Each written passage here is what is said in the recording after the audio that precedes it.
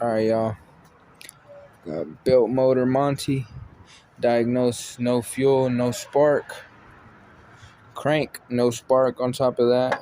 A little bit of street strip action, coil action going on here. HEI, MSD.